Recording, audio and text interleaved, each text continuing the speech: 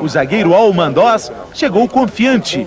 No melhor sotaque portenho, ele disse estar pronto para reconquistar aqui, com a camisa alvinegra, os 2 maiores títulos de sua carreira, a Libertadores e o Mundial Interclubes, com Vélez Sarsfield. Mancuso dispensa apresentações. Veio antes, conversou e depois voltou. A torcida foi receber o novo atleticano feliz da vida. Aê, o Mancuso vem aí! Vestindo a camisa que iria defender com unhas e dentes, ele chegou a dizer que tinha tudo a ver com o time do Galo. Acho que é um time de massa, com uma torcida muito boa.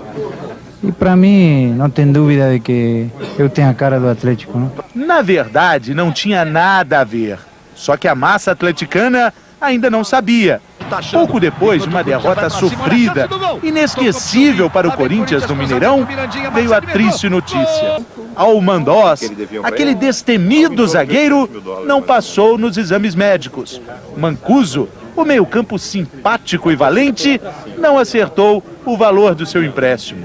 Depois de beijos inflamados e abraços fortes, os 2 vão embora. A despedida de quem nem chegou. O cara foi contratado há 3 semanas e eles alegam preparo físico. Depois de 3 semanas que eles fazem exame físico no cara? O Almandós foi uma questão médica, é um jogador que tem uma contusão no joelho, que poderia vir a ser prejudicial para o time na sequência do campeonato. Então o Atlético achou melhor não arriscar. O cara apareceu aqui segunda-feira, nós viemos fazer uma festa para ele. Até o autógrafo que o rapaz distribuiu. O presidente falou que estava tudo certo, agora dá a notícia que não contratou. Foi feita aquela festa porque já estava tudo acertado antes.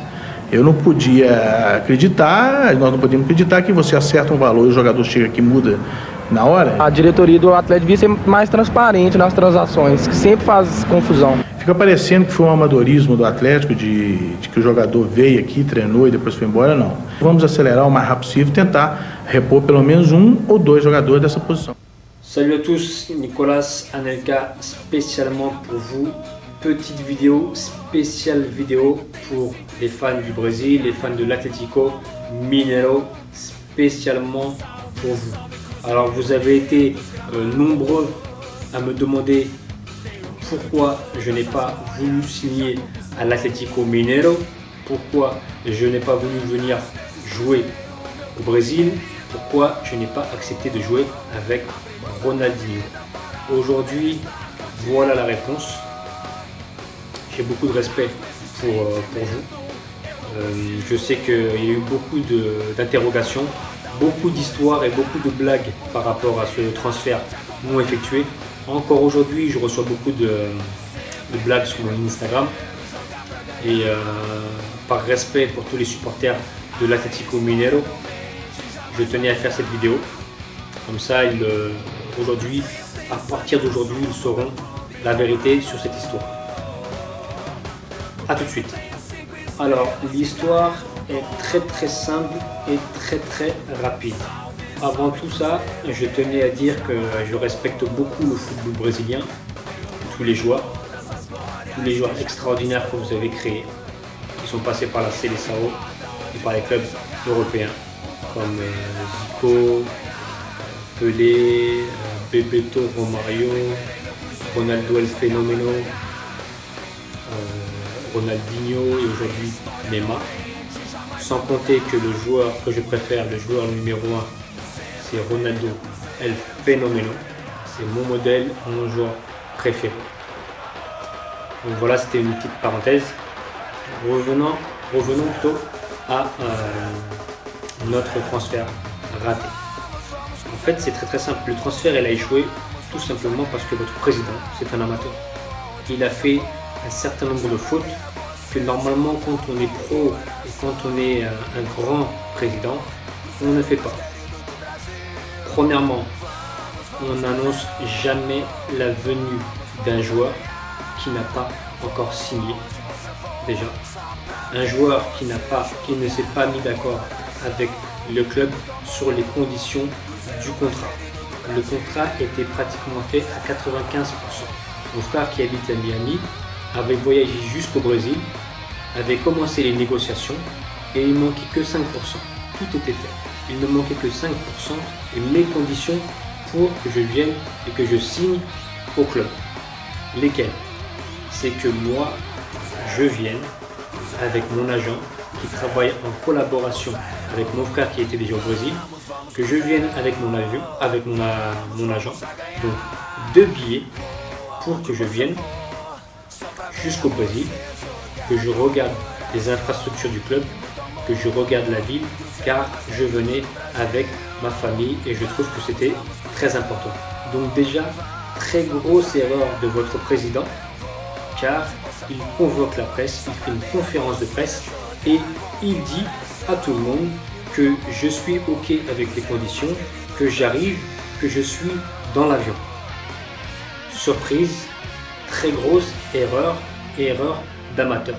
Mais c'est pas grave. J'ai dit que je voulais venir.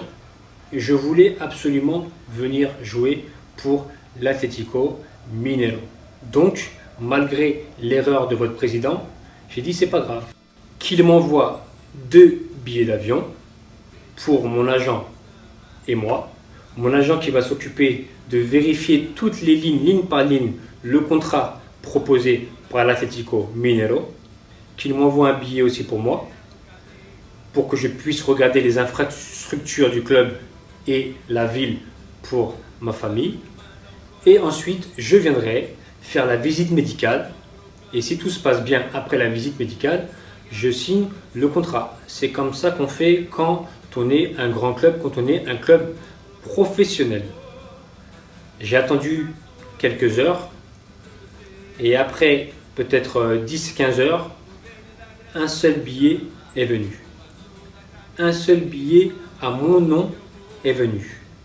Grand manque de respect.